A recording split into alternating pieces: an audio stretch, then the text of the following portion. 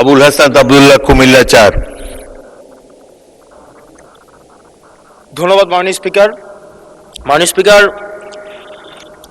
গত সংসদে গত 2 দিন আগে বিদ্যুৎ জ্বালানি ও খনিজ সম্পদ মন্ত্রী বলেছিলেন যে কোনো জ্বালানি সংকট নেই এবং সবাই যারা তেল সংগ্রহ করতে যাচ্ছে তারা যথাযথভাবে তাদের সেবা স্থান থেকে পাচ্ছে। কিন্তু মাননীয় স্পিকার, আমরা দেখতে পাচ্ছি গ্র্যাজুয়ালি পাম্পগুলো বন্ধ হয়ে যাচ্ছে। আজকে সিলেটের পাম্প বন্ধ হয়ে গিয়েছে।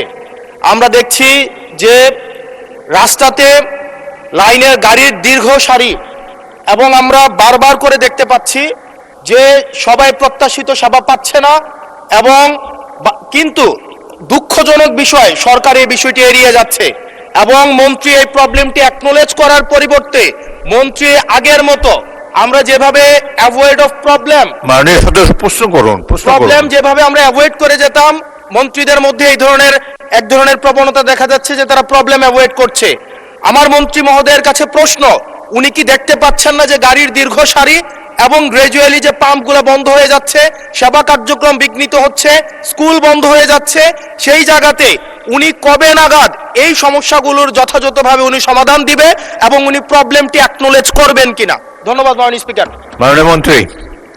স্পিকার, আমরা প্রতিটি পাম্পে যে পরিমাণ তেল প্রতিদিন দেওয়ার কথা সেই পরিমাণ তেল আমাদের পাম্পগুলোতে সাপ্লাই করা হচ্ছে, কিন্তু ইরান ঘটনার পর থেকে হঠাৎ করে বিক্রি বেড়ে গেছে। বিক্রি বাড়া যাওয়ার ফলে যে পেট্রোল পাম্পে যে পরিমাণে তেল দিতাম 1 দিন 1.5 দিন লাগতো বিক্রি করতে, এখন 2 ঘন্টায় শেষ হয়ে যায়।